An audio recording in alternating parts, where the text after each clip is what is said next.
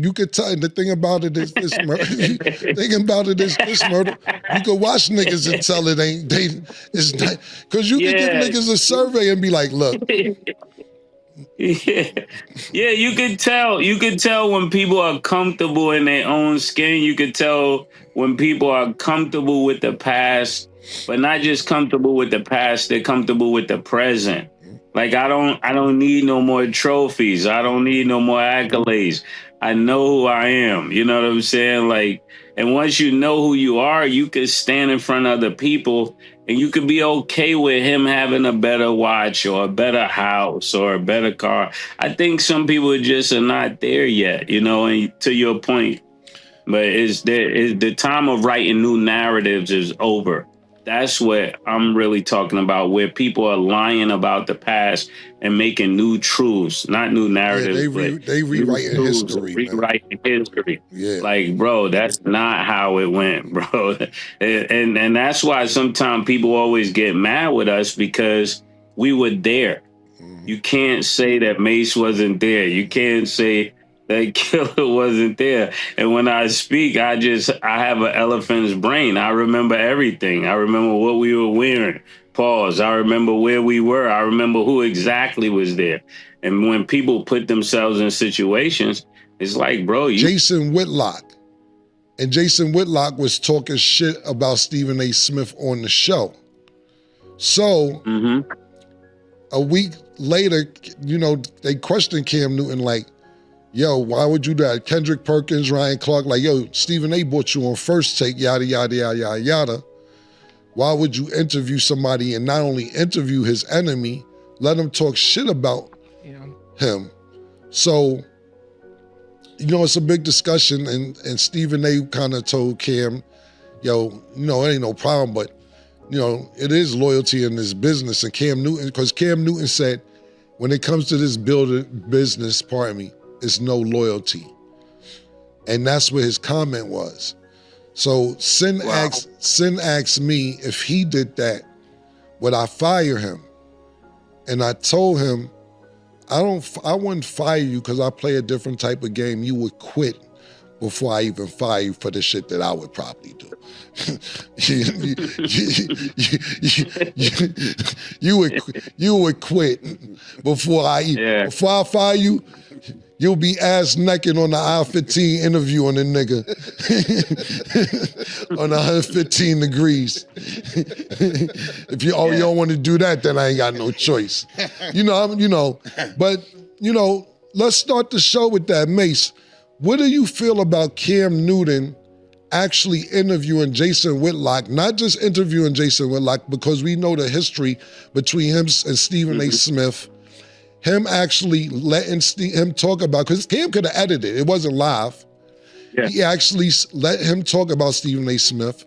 Stephen A. Smith didn't address Cam Newton in the beginning because he said, whatever, but Ryan Clark and Kendrick Perkins basically came to the defense of Stephen A. Smith, like, this dude gave you a platform, this, that, and the third, and Cam Newton, like, I got my own platform. Ain't no loyalty in this business. 2 questions. How do you feel about that? And then secondly, would you fire Cam Newton from First Take if you were in this position? If I was in Stephen A's position? Yes. I think sometimes you have to do what you know is best.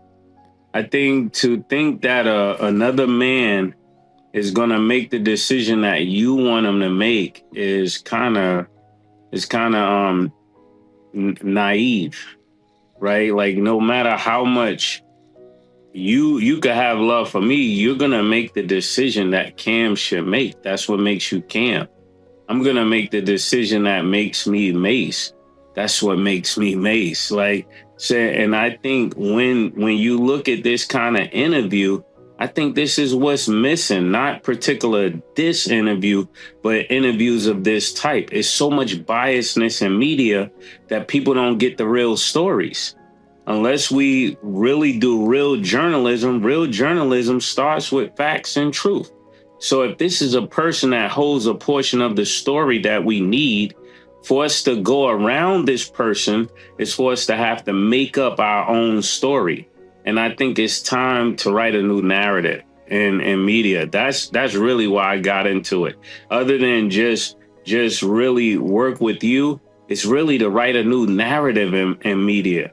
It's time for a new narrative. People have always protected the people they love. They've always protected the people they rock with.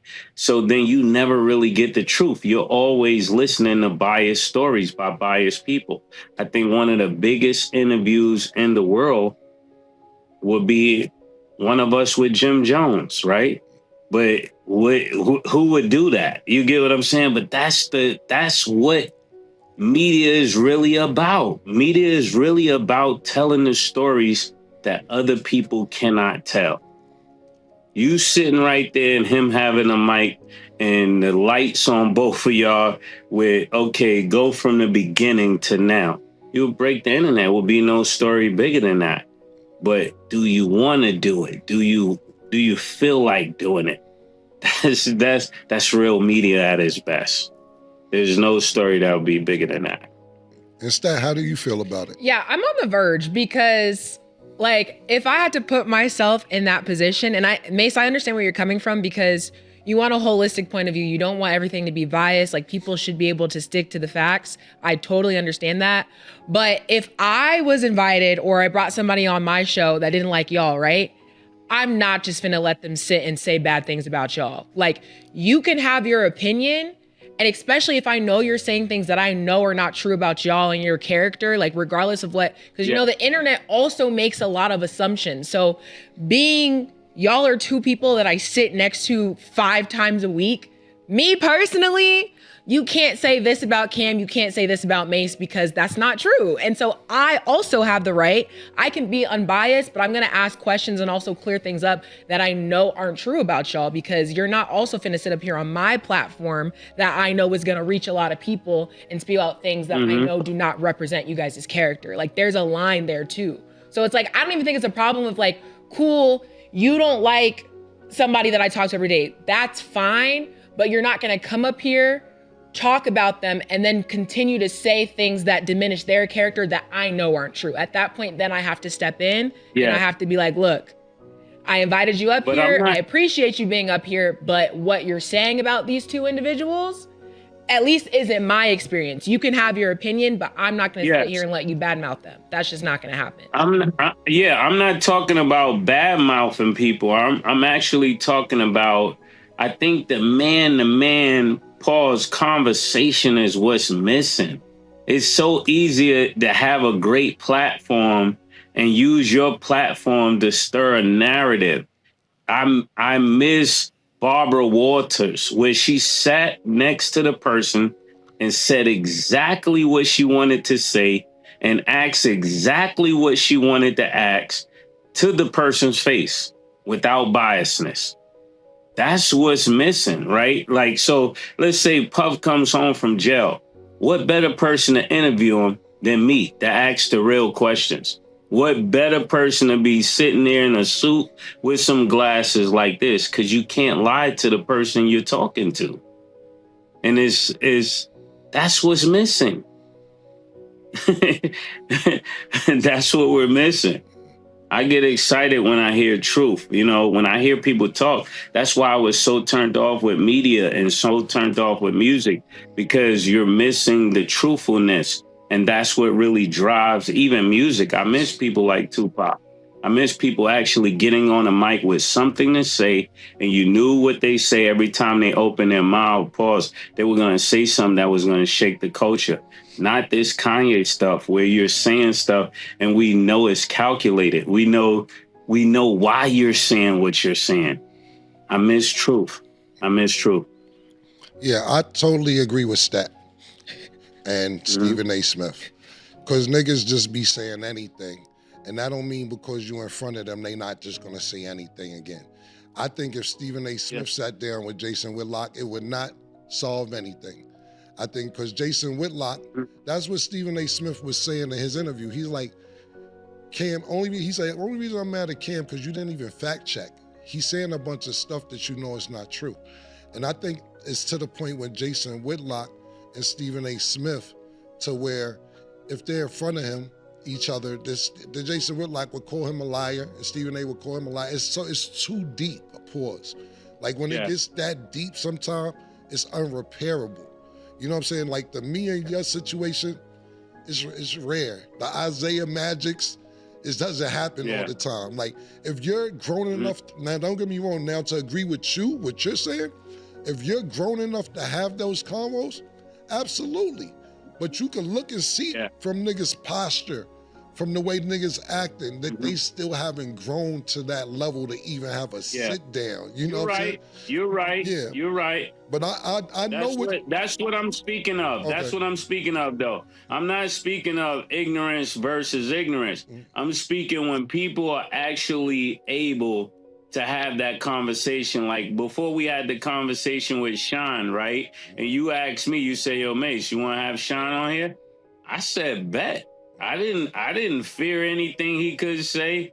I'm a guy's guy, right? I like being around Paul. It's not a guy's guy, but you get what I'm saying? Like I don't drink in front of other men. Like I don't become something different. My story doesn't change. I'm very matter of fact. People say, yo, Mase, you said that. I said, I actually said more than that, but they didn't get everything, pause. So when it comes to that, people are not used to being around people that keep their story the same. Most people get around people and be like, nah, that ain't how it went. Nah, bro. So when we got in front of Sean, I was excited because it was going to be the first time we spoke. And he knows who I am. He knows I wasn't going to change or be anything different. I think that's what makes me me. So I love that. And to your credit, but you do have to have people that are ready to let their lies go. People have to be ready to let them lies go. You can't go to heaven with them lies, man. You gotta, at some point, you gotta tell the truth. So I like the fact that even when Sean got on here, he was like, you know what?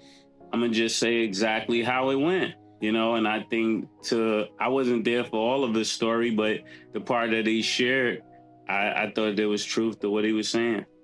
Yeah, and what I'm saying, what you're saying is right. I'm adding on to it. We're talking about a pastor and a politician. Y'all are elevated. Not everybody is there. Yeah, you're right. You know what I'm saying? Great point. That's what I'm talking about. Everybody's not there. And I just don't think it's for everybody. And you could tell, the thing about it is this murder. Thinking about it is this murder. You could watch niggas and tell it's not, because you could give niggas a survey and be like, look. Yeah, you could tell when people are comfortable in their own skin. You could tell when people are comfortable with the past, but not just comfortable with the past, they're comfortable with the present. Like I don't need no more trophies. I don't need no more accolades. I know who I am. You know what I'm saying? Like, and once you know who you are, you can stand in front of other people and you could be okay with him having a better watch or a better house or a better car. I think some people just are not there yet, and to your point. But the time of writing new narratives is over. That's what I'm really talking about, where people are lying about the past and making new truths, not new narratives. Yeah, they rewriting history. Rewriting history. Yeah. Like, bro, that's not how it went, bro. And that's why sometimes people always get mad with us because we were there. You can't say that Mase wasn't there. You can't say that killer wasn't there. And when I speak, I have an elephant's brain. I remember everything. I remember what we were wearing. Pause. I remember where we were. I remember who exactly was there. And when people put themselves in situations, it's like, bro, you really wasn't there, bro. Right. Yeah, and that's a fact. But not only that, and to agree with you, but not only that, people don't have the skin, elephant skin that we have. You know how many people be in the comments or say, these two different type of niggas, they up there talking about when they dissed each other. They up there. Yeah. Yo, the nigga Kim up there laughing about the Oracle. And the nigga, like, fam, everybody here don't got that skin to be like. Yeah, nigga said something about your sister. It's hey, bro, when it's war, it's war. Yeah. It's not, nobody's off limit. Yeah, but the point being is that I'm just happy that we're in a place that we can talk about that. Some niggas is just, they fairy tale that went too far to where they can't do it. You know what I'm saying? And Jason Whitlock and Stephen A is just, to me, is unrepairable. I think Stephen A's grown enough to do it, but I don't think Jason Whitlock has. But this is a great conversation to know. Because I thought you made some really, really valid points, but that has to be a two-way street. Absolutely. Yeah. After that, y'all if you're not done lying, that's what we will say. If you're not done lying, you're not ready to have the conversation. Yeah, man. Well, I want to add to that really quick, Mase, before we move on. But what if it's truth in their eyes? Because you always say there's always two different sides. There's two truths. And I'm like, what if yours doesn't align with theirs, but that's truly what they believe? Then is there a point where you can come to an agreement, or you just decide to go your separate ways? Because that's kind of the situation. What you believe. Yes, what you believe and what's true to you is slightly different, right? You could believe that that's what happened, but you knowing that's what happened is different, right? Yeah. So if we're both watching a fight and I saw two swings and he grabbed this guy and he threw him on the floor. You can say, I think this guy won, but we're given two different narratives, but the story should be slightly the same.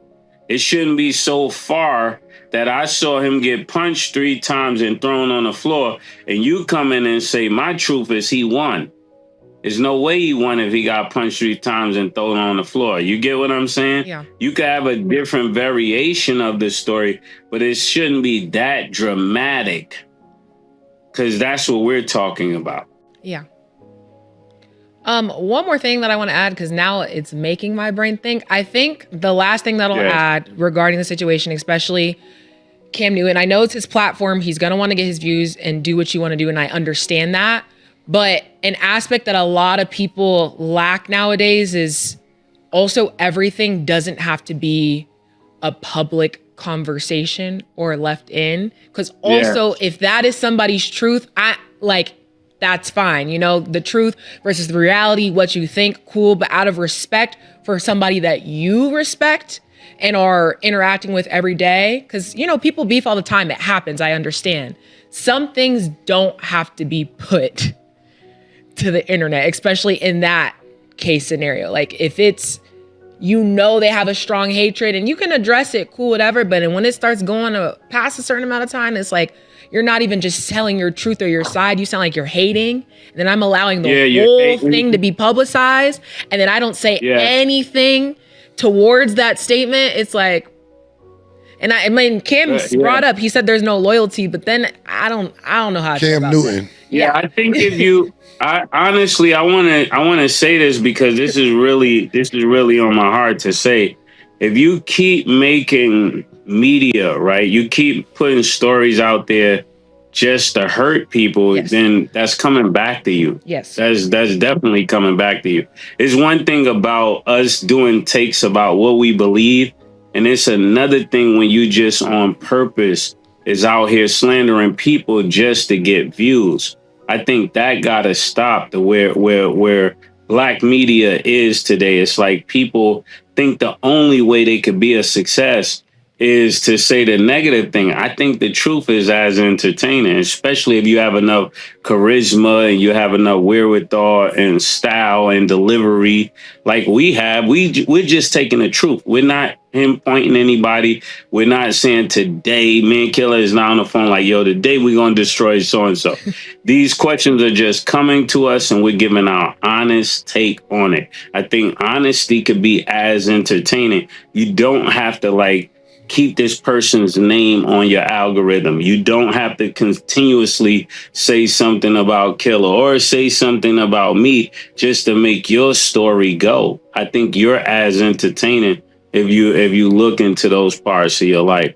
But what I would say with this whole story with Jason Whitlock, as we keep going on, is that this is probably a conversation, like Killer says, is never going to happen. They're not ready to have that conversation. Yeah, I agree. But some people also need to learn to just be a little nicer. That's what I'll say. I just think, too, to add on to what y'all saying is, it's to, like, you got to think about this. I don't know how Jason Whitlock is. Stephen A. Smith is 58. He's 58, too. They're both 58. How much time is left? You know what I'm saying? Like, just move forward. Yeah. That's what I'm getting at. Yeah. That's what I'm getting at. It's at the point where, look, I'm not going to spend the last 32 years I got or whatever much time I got left on the planet if I'm Stephen A. Or more Stephen A., I would say. Addressing you every 2 months. If you want to address me, fine. Nigga, we on the clock. You know what I'm saying? Niggas on the clock, and if that's how you want to spend your time, cool. I get Stephen A. too, though. He come back you got to think about this. When Stephen A. addresses this, it's like after 27 things was said, then he'd be like, okay, I got to say something there. It's to the point where it's enough. He tries to ignore it as much as he can. But you got certain people and certain bloggers that make a career off talking about 3 niggas. You know what I'm saying? Yep. I'm not just talking about Jason Whitlock. I'm talking about certain bloggers in general. They focus in on 3 niggas, 4 or 5, and then sprinkle it with a couple other niggas, and that's how they lick. Because if you want to know about this person, just go to their blog. And they sit in the house and just make a living talking about niggas. I ain't knocking them. It is what it is. But I'm just saying, in general, that's where we're at in society. Yeah, it's a lot. Yeah, I think arguing is a poor man's sport.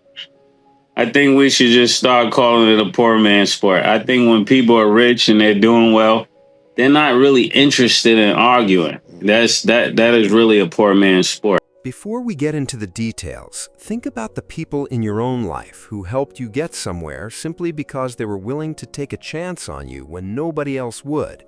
Maybe it was a boss who hired you despite having almost nothing on your resume, a mentor who introduced you to people you never would have reached on your own, or even a friend who put your name forward when a major opportunity suddenly appeared.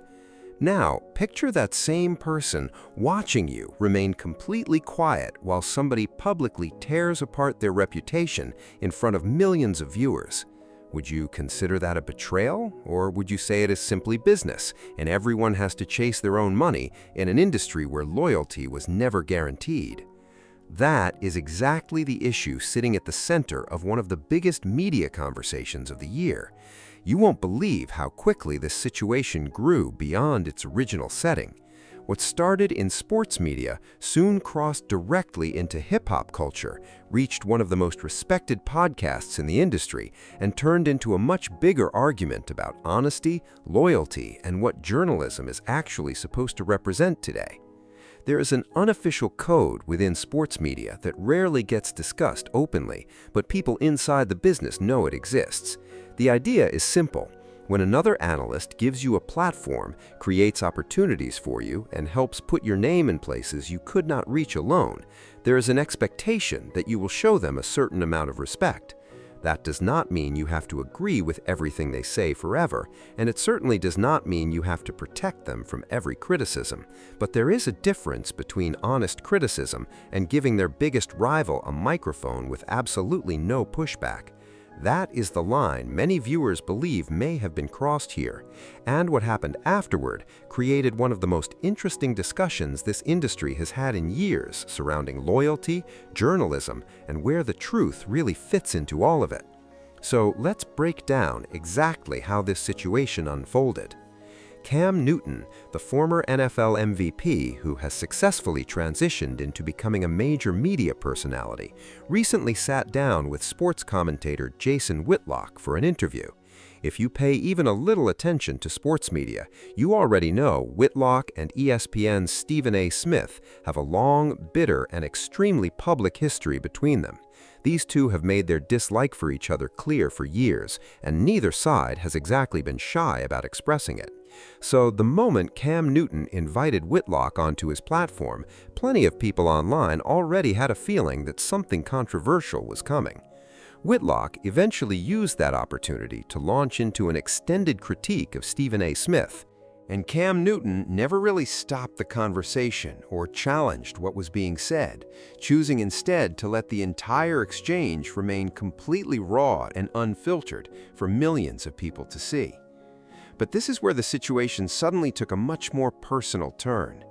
Stephen A. Smith was actually one of the people who helped get Cam Newton onto First Take, giving him a seat at one of the biggest platforms in sports media. So when clips of Whitlock's criticisms started circulating across social media, the questions and backlash came almost instantly.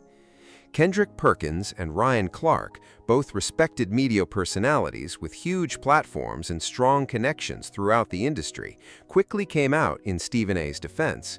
Their argument was pretty simple.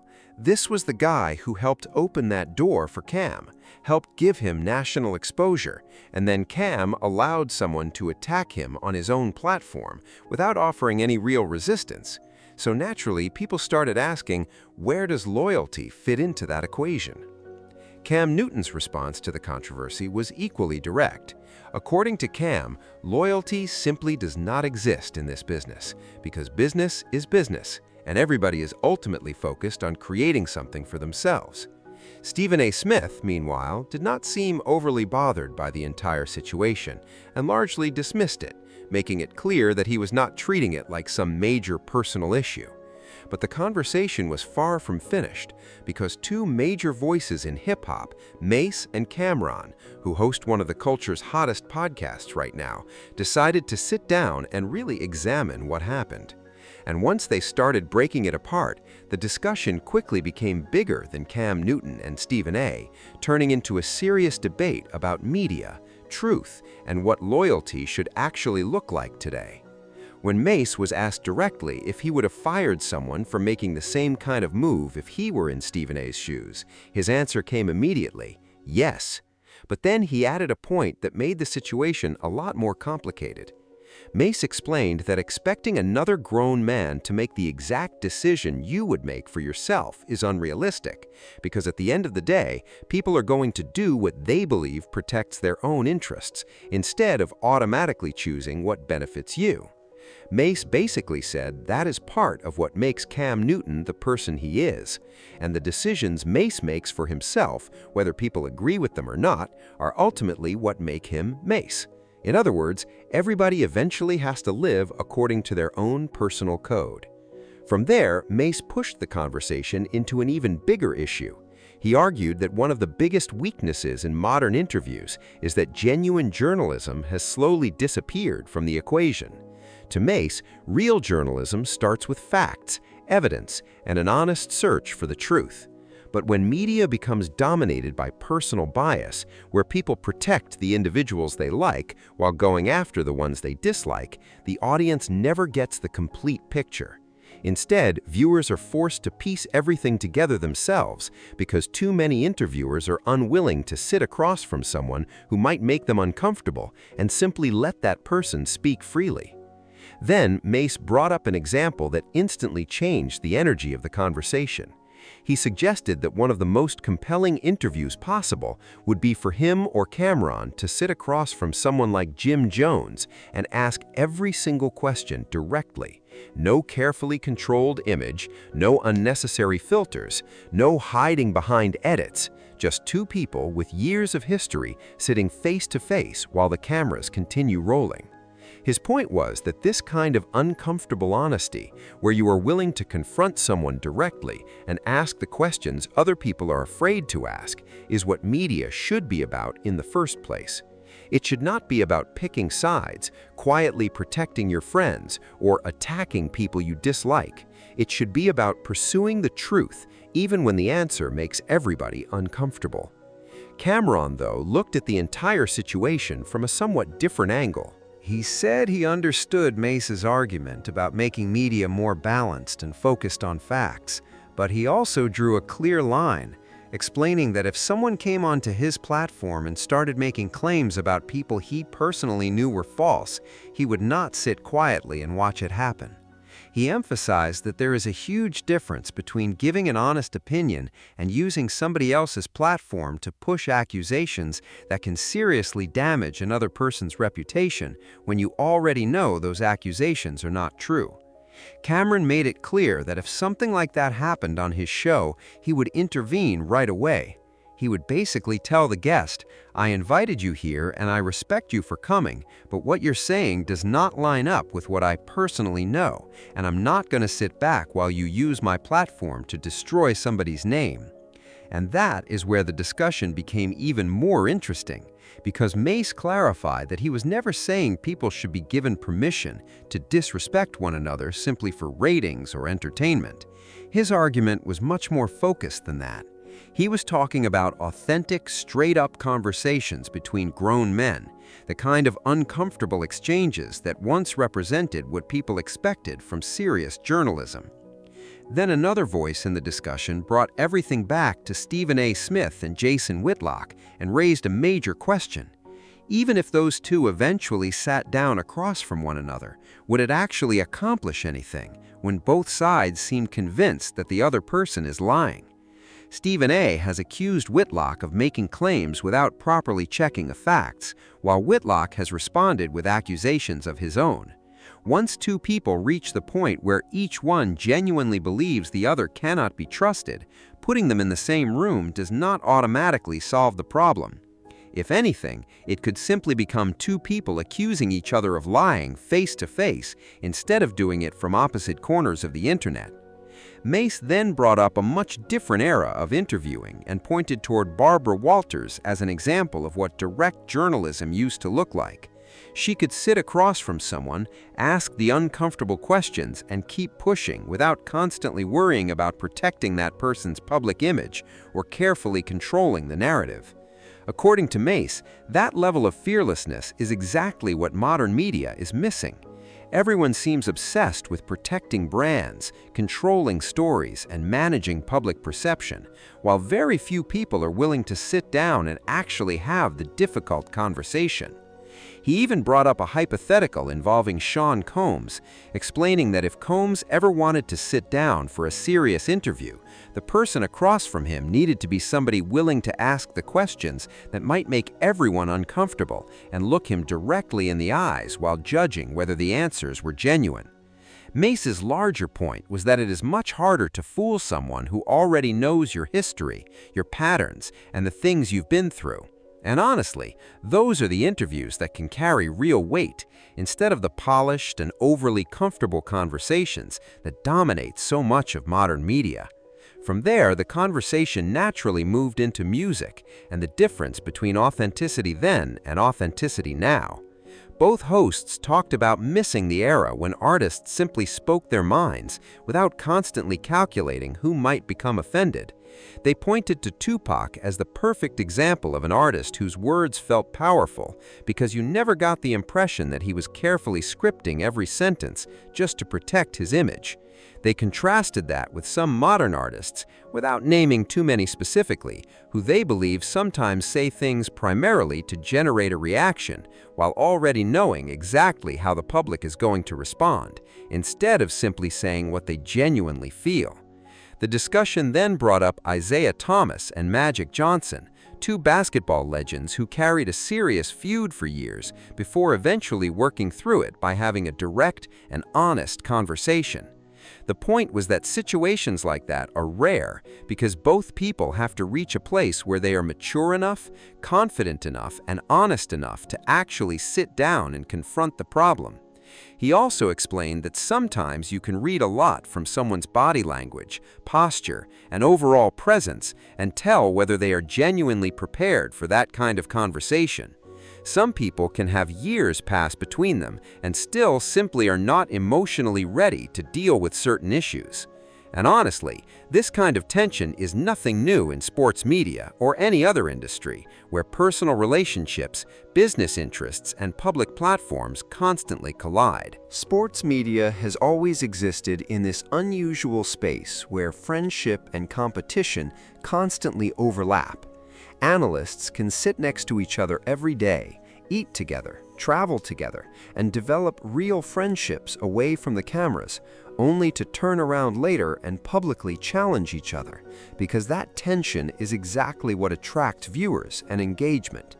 It creates an environment where the difference between a genuine friendship and a professional partnership can disappear incredibly fast. People who work in that world have spoken for years about how complicated it can become when the person you know privately is completely different from the personality audiences see on television. And when a public feud, like the one between Stephen A. Smith and Jason Whitlock, reaches another level, everyone connected to them, from coworkers to friends and fellow media personalities, can suddenly feel pressured to pick a side, even when they would rather stay completely out of it. And that is what made Cam Newton's decision so interesting to so many people. He was not simply booking another guest and moving on with his day. He was stepping directly into the middle of two people who have years of tension and bad blood between them. And by allowing Whitlock's criticism to continue without really challenging it, Cam was making a statement through his actions, whether he meant to or not. Some people argue that allowing a guest to speak freely does not automatically mean the host personally supports every word that comes out of their mouth. A host does not necessarily have to defend every person who gets mentioned during an interview. But others believe true neutrality becomes extremely difficult in a situation like this, because refusing to challenge the criticism can itself look like taking a side, especially when the person being attacked is someone who directly helped create opportunities for your career. Then the conversation raised a much bigger philosophical question. What happens when two people genuinely believe their own version of events is the truth? What if neither person is intentionally lying, but both remember the same situation completely differently because they experienced it from different perspectives? Is it possible for two different versions of the truth to exist at once? Mase gave a pretty thoughtful answer to that idea. He pointed out that there is a huge difference between what someone personally believes happened and what they can actually prove happened. Two people can watch the same fight and leave convinced that completely different fighters won, and that is simply a difference in interpretation. But if one person claims they watched somebody get dropped 3 times, while another person insists that exact fighter won the entire match, then you are no longer talking about two opinions on the same event. Now you are dealing with two completely different versions of what actually happened. People can absolutely interpret the same facts differently, but there still needs to be some shared understanding of reality before an honest conversation can move forward. And it's important to remember that situations like this are hardly new in sports commentary. We have watched similar conflicts develop for years whenever former coworkers eventually become competitors, especially when someone who once learned under another person eventually builds a platform big enough to operate independently. At some point, the student has to decide whether they are going to continue showing deference to the person who helped open the door, or fully step into their own identity as an independent voice with their own opinions, relationships, and business decisions. And when those new relationships eventually collide with the person who helped give them their start, that transition can become extremely uncomfortable, because gratitude and independence do not always work perfectly together. Cam Newton is simply the latest example of someone going through that exact transition in public, while millions of people watch, judge, and analyze every decision he makes. The conversation eventually reached a statement that has continued to get attention ever since it was made. The idea was that arguing is ultimately a poor man's sport. The point behind that statement was that people who have already reached real success and financial security usually do not feel the same need to spend their lives trapped in endless public arguments. They are not constantly trying to win every debate, prove every point, or convince the entire world that they are right. Endless feuds and non-stop arguing were described as distractions that often consume people who still feel like they have something to prove. So where does all of this leave the actual situation involving Cam Newton, Jason Whitlock, and Stephen A. Smith? At its heart, this entire controversy is really about loyalty inside an industry where relationships and platforms can determine everything. A major part of Cam Newton's rise in sports media came through opportunities connected to Stephen A. Smith and the platform he helped provide. Whether that opportunity means Cam owed Stephen A. protection or silence when Whitlock criticized him is where the debate becomes much harder to answer. Some people believe loyalty means defending the person who helped elevate you regardless of the circumstances. Others believe loyalty has limits, especially in a competitive industry where everyone is ultimately building their own brand, protecting their own interests, and chasing their own money. And what makes this debate so compelling is that there is no perfectly clean answer sitting on one side. Mase called for journalism that is more objective and grounded in facts, where hosts do not automatically protect their friends simply because of personal relationships. Cam'ron, however, argued that there has to be a line somewhere, because a host should not knowingly allow someone to use their platform to spread false claims about people they personally know and care about. Honestly, both arguments make sense. Both sides are coming from a legitimate attempt to figure out what fairness, loyalty, and integrity should actually look like in an industry where friendship, business, and entertainment constantly overlap. There is no universal formula that tells you exactly when loyalty should outweigh honesty or when honesty should take priority over loyalty, because eventually every person in this business, and really everyone in life, has to decide where that boundary sits for themselves. Cam Newton chose one side of that line. Stephen A. Smith seems to have accepted the decision without turning it into a major public battle. Ryan Clark and Kendrick Perkins clearly placed themselves somewhere else. And Mase and Cam'ron turned the entire controversy into a much bigger discussion about what authentic journalism should actually be, what meaningful conversations should sound like, and what telling the truth really means in an industry where truth can sometimes become the first thing sacrificed to build a brand. At the end of the day, whether you think Cam Newton was wrong for allowing Jason Whitlock to openly criticize Stephen A. Smith, or was he simply doing his job as an interviewer and giving his guests the freedom to say what he wanted, probably depends on where you personally draw that same boundary between loyalty and objectivity. The entire situation shows that those two principles do not always point in the same direction in modern media, and sometimes you have to make a difficult choice about which one matters most in that specific moment. It also highlights something important about the media environment we are living through today. A decade or so ago, a situation like this might have stayed inside a much smaller media cycle, perhaps becoming a few newspaper articles or one sports television segment that most people would never even see. Now, one interview clip can explode across social media within hours, then get analyzed by podcasts, YouTubers, commentators, and fans until the reaction becomes almost bigger than the interview itself. Cam Newton conducted one conversation, and within a matter of days, that interview had turned into a much larger debate about loyalty, journalism, public growth, and the business behind modern sports media. You won't believe how quickly a single conversation can grow into something far bigger than the people who were actually involved in it. That is simply the media world we live in now, where almost nothing stays isolated, and anyone with a platform can eventually feel pressure to comment, even when they never planned to get involved. And maybe the most truthful idea to come out of this entire discussion was also one of the simplest. People are not always prepared to have uncomfortable conversations, and you cannot force someone to reach that level of honesty before they are genuinely ready. Some relationships survive because both people eventually reach the same place of maturity, accountability, and honesty at the right time.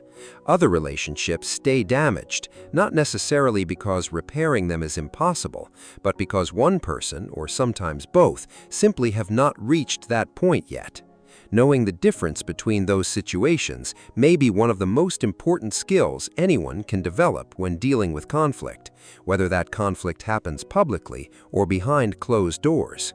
Whether you are a sports analyst, an artist, or just somebody trying to deal with a serious problem involving a longtime friend. So after hearing the entire breakdown, what is your take? Do you think Cam Newton crossed a line by allowing Whitlock to go after Stephen A? Or was he simply doing his job as an interviewer and giving his guest the freedom to say what he wanted?